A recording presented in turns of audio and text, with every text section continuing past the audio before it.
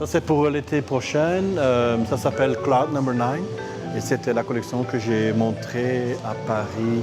Oui, c'est coloré, mais la couleur, c'est très important. Des couleurs, il y en a partout dans le musée de la mode actuellement à Anvers, avec un nom imprononçable et un parfum capiteux et enivrant. C'est très gentil. Le créateur flamand Walter van Beeren donc bouscule les collections depuis près de 30 ans avec ses fantaisies, son style et sa démarche bien à lui. On m'a demandé de faire une rétrospective. Je montre à peu près une centaine de silhouettes qui ne sont pas forcément chronologiques, ce sont des thèmes qui les guident.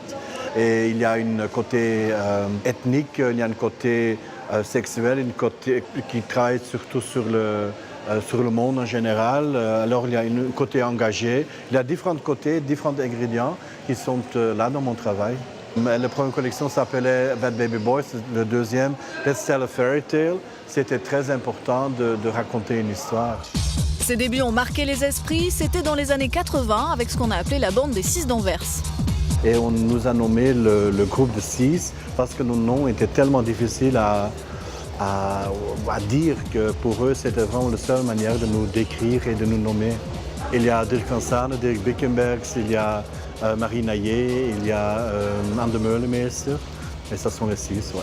Une certaine moment, nous sommes allés ensemble à Londres parce que nous étions tellement enfermés en Belgique et nous étions tellement ambitieux et on voulait vraiment sortir de la Belgique.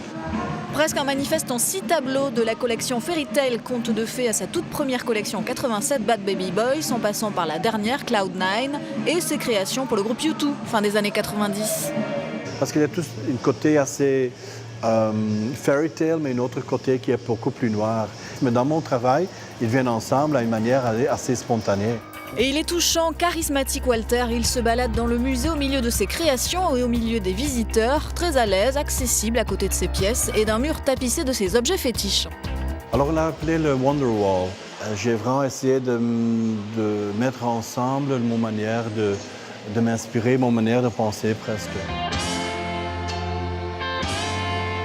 J'étais en train de trouver un chemin dans ma vie et c'était quand même important de voir que soudain, des hommes avaient une certaine possibilité de travailler avec leur corps, de travailler avec du maquillage, du côté androgyne.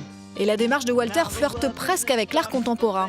Bon, peut-être, mais pour moi, c'est quand même de la mode. Dans ma propre collection, il n'y a pas forcément un sens du commercial, parce que là, j'ai une certaine liberté.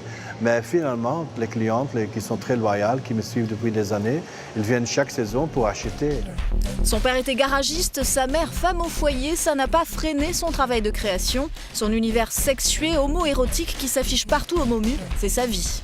À un certain moment, j'ai décidé de faire une petite homme nue comme ça pour montrer que tout ce que je fais dans la mode est pour moi très personnel et je fais vraiment à la nue. Et il n'y est jamais ressorti de ce monde, Walter. Si on devait résumer en un mot son travail. Alors là, on doit prendre le mot dream.